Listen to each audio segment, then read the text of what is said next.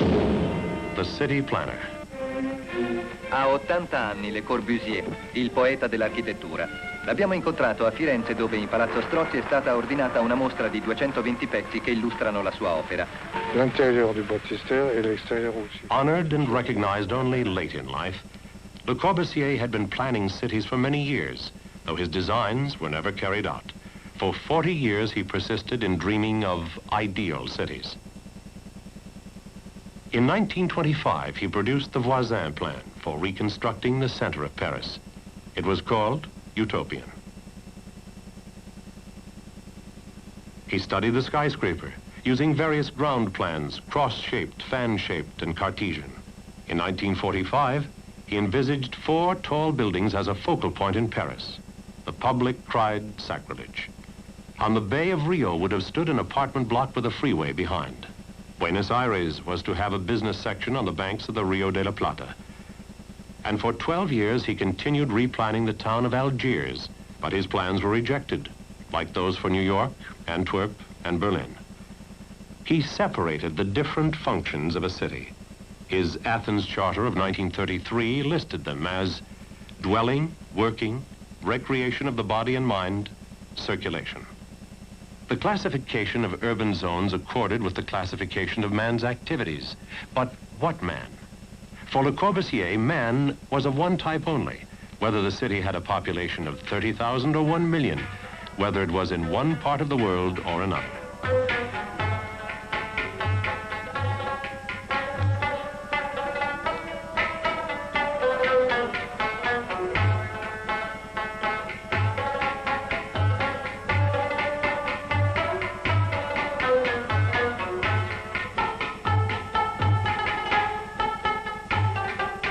India proved his great chance.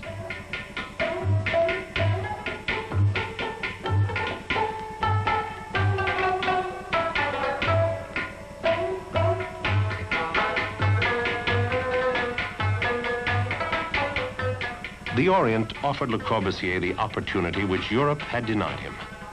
Thus the man who once had said, "On one side are the primitives, on the other modern times," found himself working in a country which had just gained its independence, but was terribly handicapped economically by its backwardness. Thus the city had to be built with bare hands by impoverished laborers in grueling heat.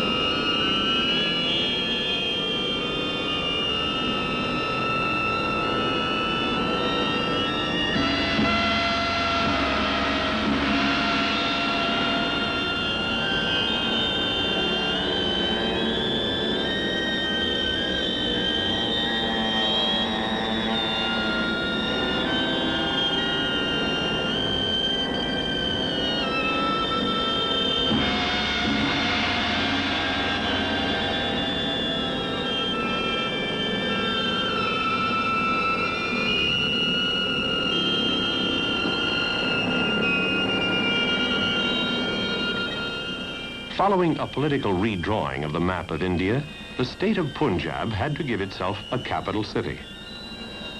Its administrative center consists of 3 immense buildings on a mile-long stretch at the foot of the Himalayas.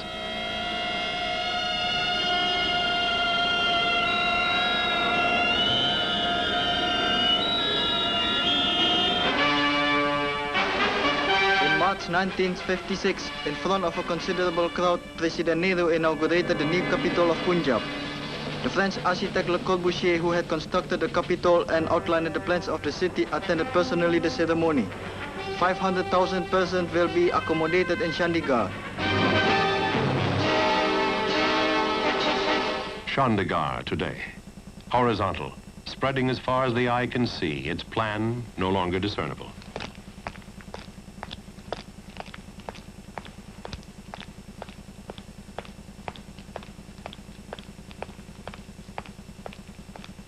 Where there is order, there is harmony, Le Corbusier said. He always maintained that right angles were better than wavering lines, so he planned the city like a checkerboard. There are 7 main thoroughfares. Roads 1, 2, and 3 take the heavy traffic. Road 4 is for shopping.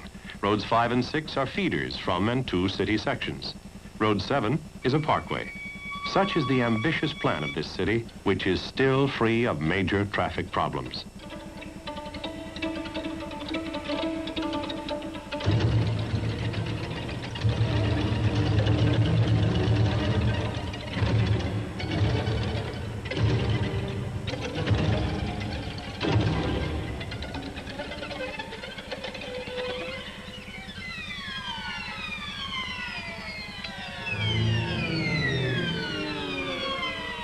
And what of the population which lives in Chandigarh?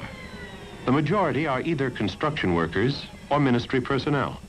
Every morning, 10,000 employees go to work in their offices, which are at some distance from where they live.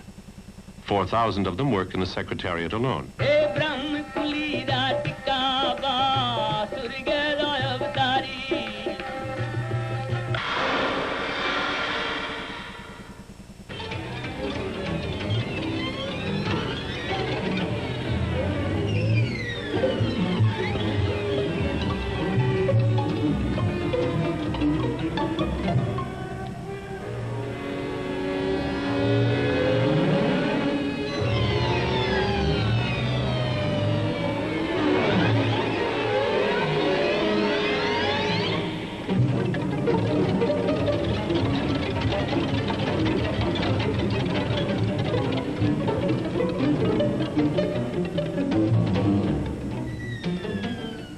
At the opposite end of the esplanade is the High Court building.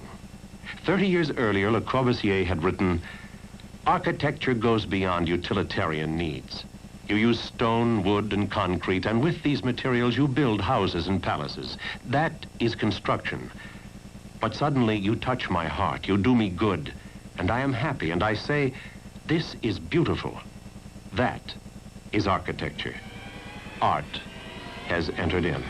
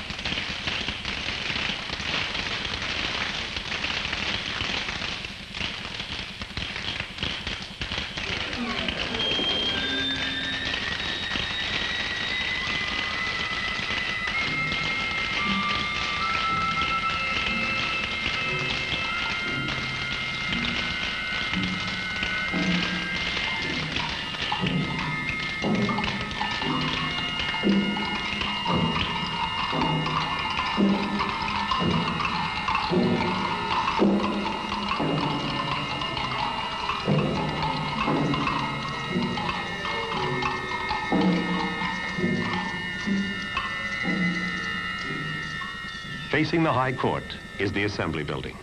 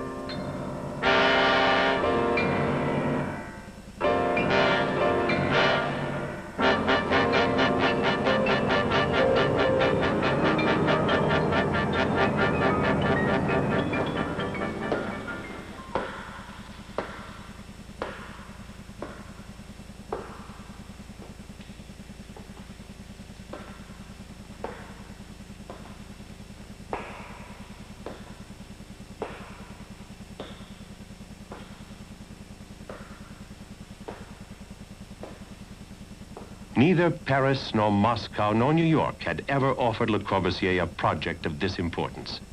But even 50 years of struggle had not shaken the convictions of this man who said, "Of this I am sure. I am right. I am right."